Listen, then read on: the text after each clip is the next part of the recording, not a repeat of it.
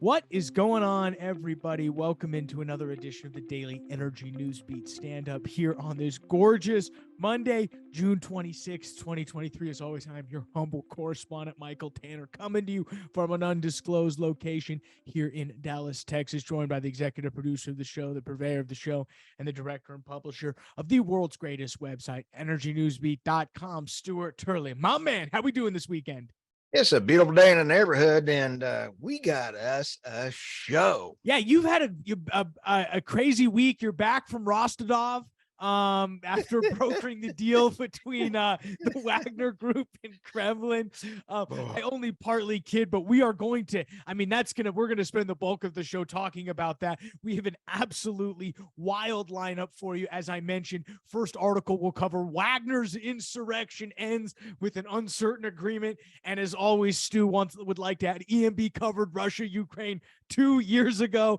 You can see that on our YouTube channel. Next up, though, this might be Biden admin's most ludicrous idea yet. This is a Substack courtesy of David Blackmon, who's part of the Sandstone family of podcasts. He hosts the Energy Question. Go check that out, Spotify or Apple Podcasts. Next up, contrary to popular belief, there is no statutory requirement for UK coal power stations to close next year.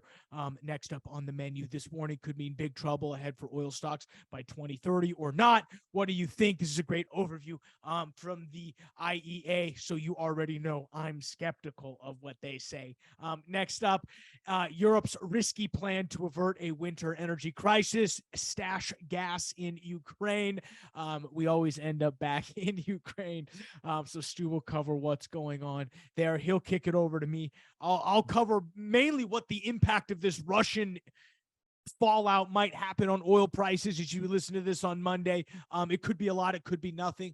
And that's really it. It's been a little bit quiet on the oil and gas news front. We did see a few M&As last week, so we'll kind of get Stu's thoughts on what he signs coming up. And then we'll let you get out of here, start your week. But before we do that, guys, remember, all the articles you are about to hear are courtesy of the world's greatest website, www.energynewsbeat.com, the best place for all of your energy news. Stu does a great job of curating that website, making sure it's up to speed with all of the different news on the energy front. It's been the best place to hear and read the fallout for all of this Russian invasion from Ukraine, now to the insurrection that we're about to cover with the Wagner Group, which Stu's just fresh off of, so he'll be able to give us an insight about what's going on.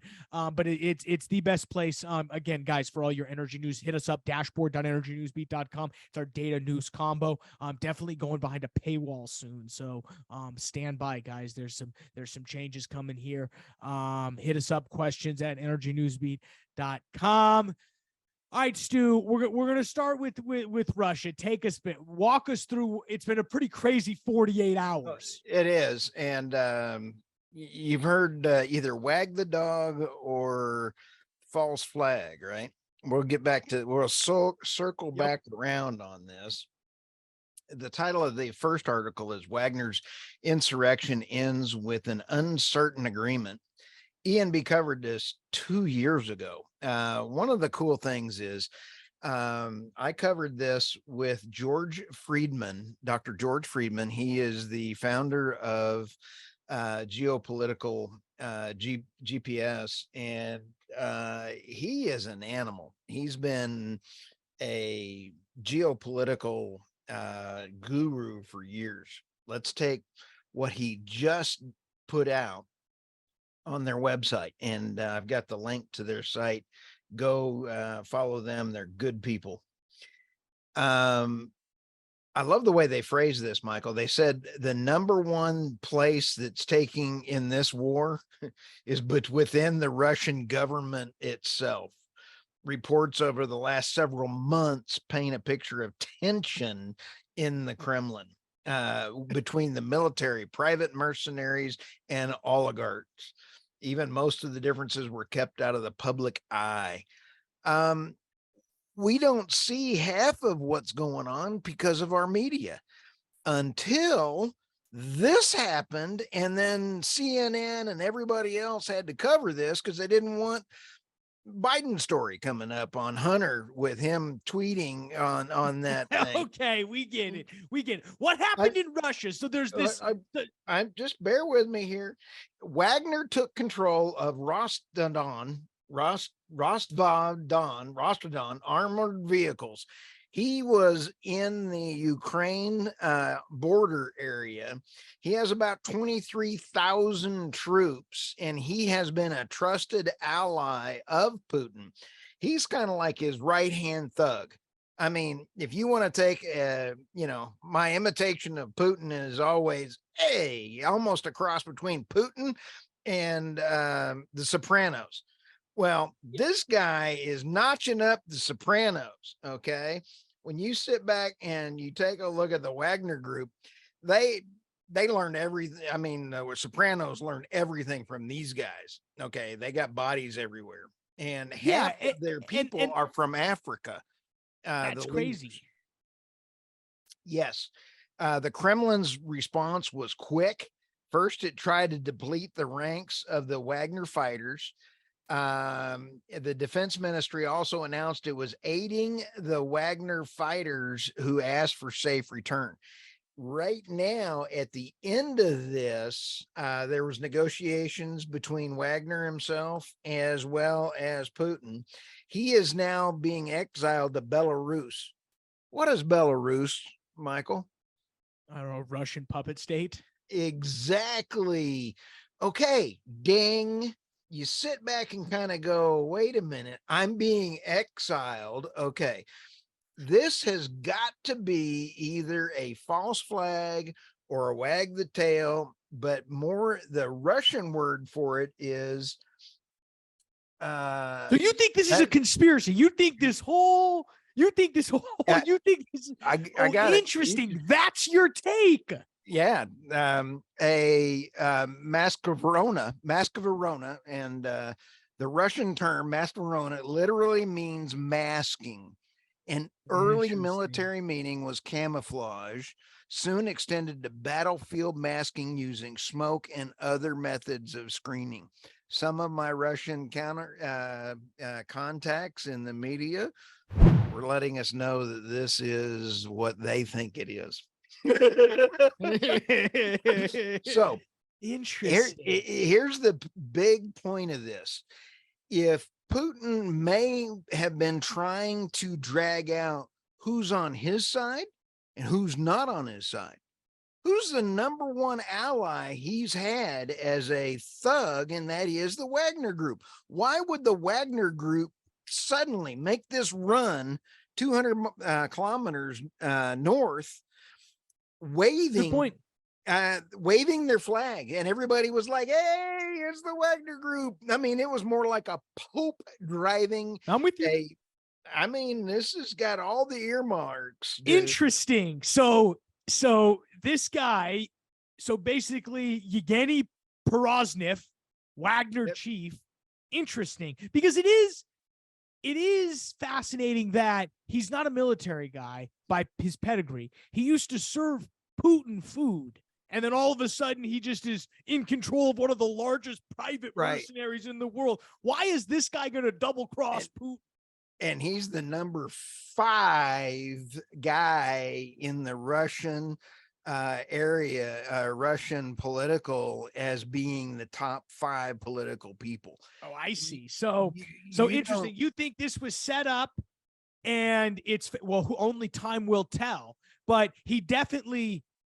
I mean, so what is CNN? CNN is and everyone in the corporate media. What they're telling us that he attempted to march into Moscow and got stopped by Russia.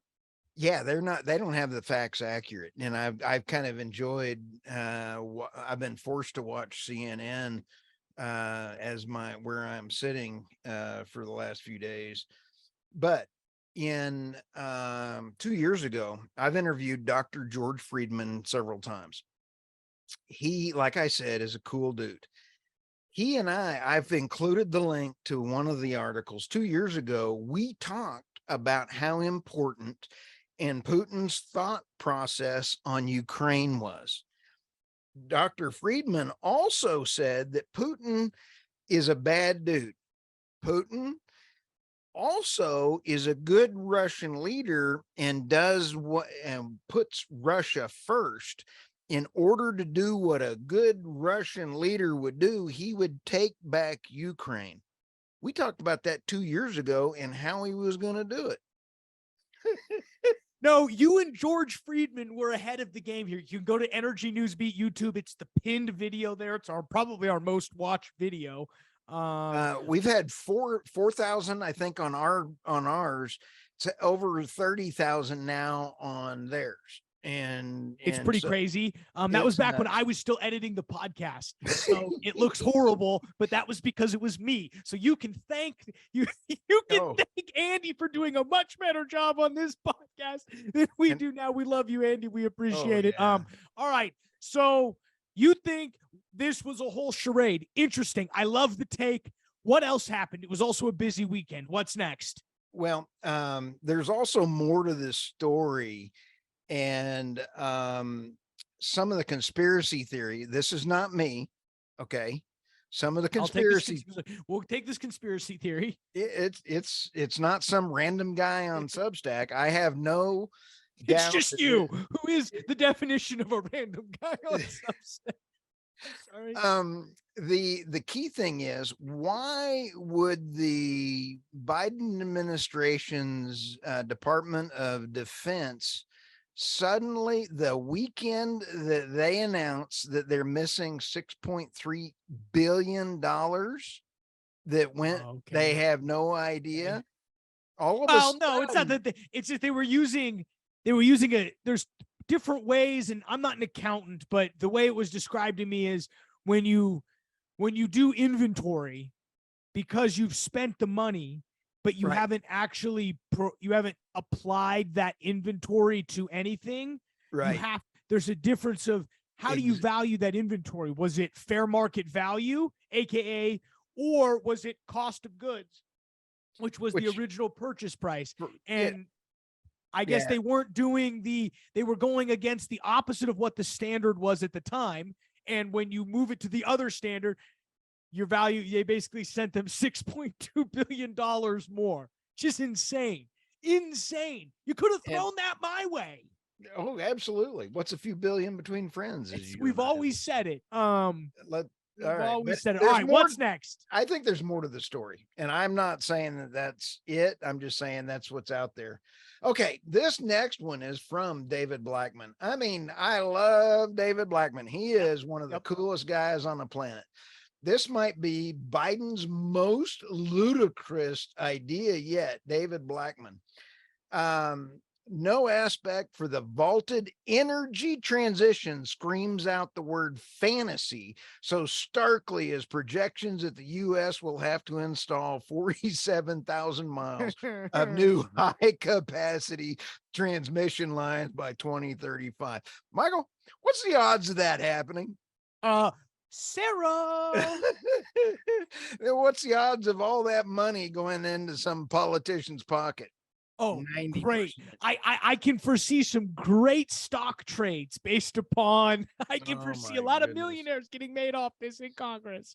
And as part of the assessment published in early March, the DOE stated that much of the new transmission will be required, assuming moderate load and expansion of green energy in line with future power sector.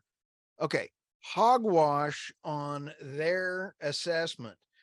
Anytime you add renewable, you got to add 180 times. You know, it's just as soon as you plug into the grid, this is like, it's called the Transwest, Michael, the Transwest transmission. Okay. And it's not a typo. It's going to take 4 additional years until 2027 to build out the first. But that's after taking 18 years in the federal permitting process. So you're saying 21 years or 22 years? It's insane. And the picture, one of the pictures that were out there is they're all, it's a momentous milestone. Is it a momentous albatross around your neck? I mean, they don't know the difference between a milestone and an albatross. No, I mean it's pretty crazy. I mean, this is the unfortunate part. Yes, sure, let's go to renewables. Let's throw solar panels up everywhere. Let's go kill the whales. I'm down. Remember, I'm cool. The whales, screw them. I'm good. You I'm and with I, you. I'm with the wind people on killing the birds and whales. Okay. But what I'm saying is, where are you going to plug that energy into? That's why I'm against wind and solar. I'm on their side when it comes to animal deaths. my dad always taught me, whenever you hunt anything, you eat what you kill. So I want to see all them dead whales being served to all the people that don't believe in renewable energy, and you should be forced to eat whale blubber every day of your life until you realize that whales are part of the key infrastructure of the well of life on this planet. We're having whale tonight, baby. We're having whale tonight. All right, what's next? Let's go to the next one, dude. I know you like that one for our podcast listeners, Michael. About he's blushing, he's falling, he's about to fall over. Anyway, I got Michael on that one. Contrary to popular belief, there is no statutory requirements for UK coal power sanctions to close next year. There's been rumblings going around the UK that the Green group over there has been saying that they're shutting down all the coal. Well, I have now discovered that no such legislation has been brought before Parliament. That UK does not, in fact, have mandatory closure dates for coal-fired electricity generation. They are in a world of hurt. Here's a quote. As all UK coal generators have already been committed to phasing out their coal operations, it is not necessary to legislate to deliver on this commitment. Department of Energy Security and Net Zero. The rules require compliance. Here's some more stuff in here. The lack of statutory closure means that the national grid, their ESO, is free to create new contingency products. In other words, they realize they're in a energy crisis, and they're having their government shut them down. They shut down the North Sea, the reserves. They've got top natural gas reserves. Idiotic. Unbelievable. This is about some of the dumbest things I've seen in a long time.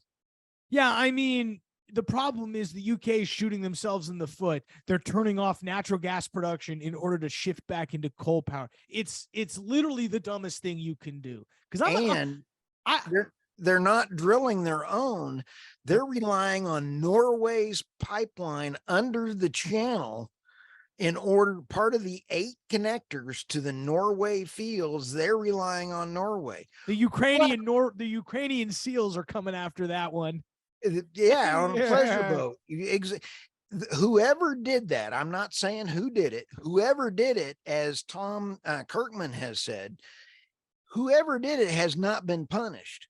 Why in the world would you want to leave your supply for natural gas and most of your energy at the bottom of the ocean where it can be cut off at any given moment? And the UK has a lot of gas reserves. And now we finally know what Ocean Gate was really doing. Ooh, smack. Oh my goodness. Oh, sorry, we had to throw that in there. You got me on that. I was not expecting that comment. All right, what's next? Let's go to my buddies over at the IEA. This warning could mean big trouble is ahead for the oil stocks by 2030 or not. What do you think? So let's go through this. The International Energy Agency, the IEA, or Club of Knuckleheads, as far as I can call them, recently published its medium-term outlook on the oil markets. They're saying again, Michael, are you ready for this one? Because of the renewable energy, big oil and big oil investors need to really not invest anything past 2028. Yep. Okay. There's no need. Why? Well, you're right. We're right. Oh, the peak is near. I said peaker, peak. No, it's not peaking out. It is not gonna stop here. They're gonna say it will reach 105.7 million barrels per day.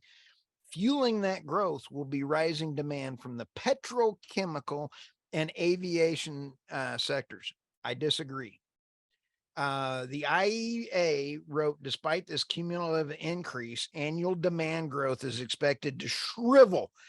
This is almost like It's laughable, but it's more like Seinfeld, shrinkage, when he was just got out of the pool. It's So this shrinkage. is It's shrinkage. shrinkage. There's shrinkage in the oil and gas space. Holy smokes. So let's come down here to Faith Brill.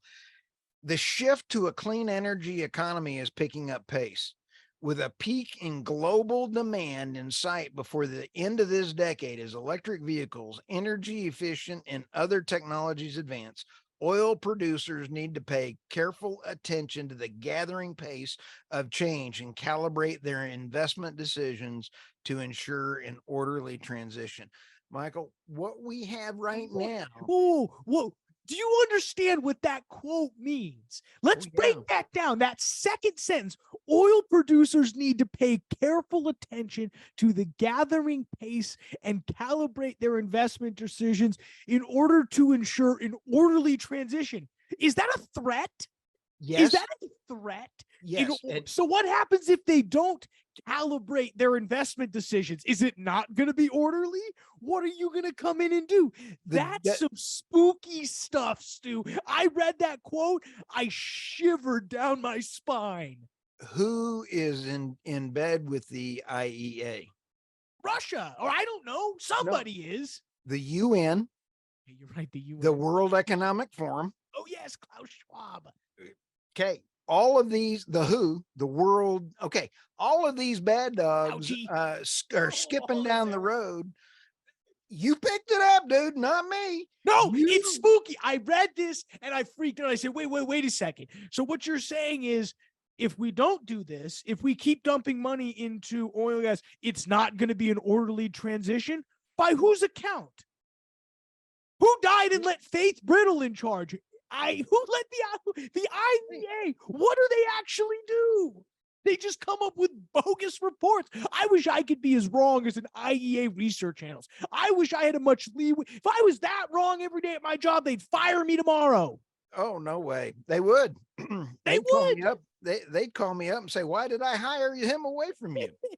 Cut me to the curb. They would. It's spooky stuff. I don't trust a thing the IEA says. No. And especially when they're in bed with the UN needs to be thrown out of the United States, but we'll leave that. What's funny is in this new report, they see oil demand rising 6% through 2028. So, I mean, they know it. They know it's not going down, but now they're threatening us. Oh, no, it's even worse than that. Michael, you and I talked about 3 years ago, the more we go renewable, the more we're going to use fossil fuels. You were on it. Say this a long time. Spooky stuff, Stu. What's next? Oh, man. And I am so proud of my young apprentice. Michael, you just did great. I am so proud of you. I did not even bring that one up. No, you sent me that article. I started reading and I was like, wait. We're getting threatened here. She's threatening us.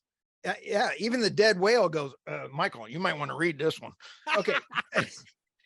Europe. Free Willy. Free Willy. No, Free Willy. He's never mind. Okay. Europe's risky business plan to avert a winter energy crisis. Michael? Stash gas in Ukraine. What chowderhead thought this one up? Okay. In 60 miles from Ukraine's border with the European Union, an array of pipes and pumps hints at what could become an important part of the bloc's efforts to secure energy supplies and thwart Vladimir Putin. I doubt it.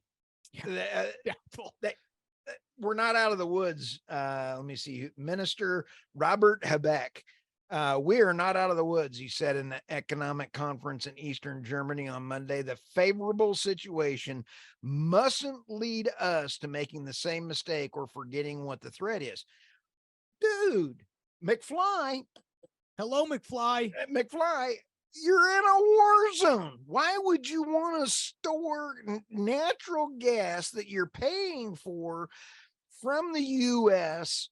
in LNG? They have 18 new import LNG facilities being built in the area. Why are they going to do that? I have to get tickled at this. Well, they're clearly not worried about the Ukrainian SEALs. Oh my goodness, boy, we are on them SEALs like you wouldn't believe. I think it's here's the thing. I think it's stupid, but it at this point it doesn't surprise me. I would have been shocked if they didn't do this. Oh, I just thought it was one of the dumbest things. Even I wouldn't do this in college. This is so dumb that even an OSU graduate would smart enough to realize that this would not go over well. Yeah, look, I mean, Putin has already been accused. They have found several terrorists with a plot to blow up the nuclear plant. Okay.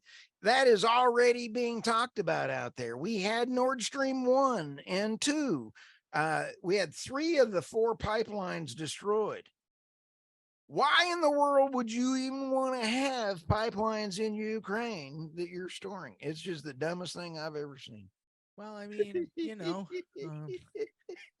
after you're done brokering peace between Wagner Group and the Kremlin, you can get German policy, but you'll get there.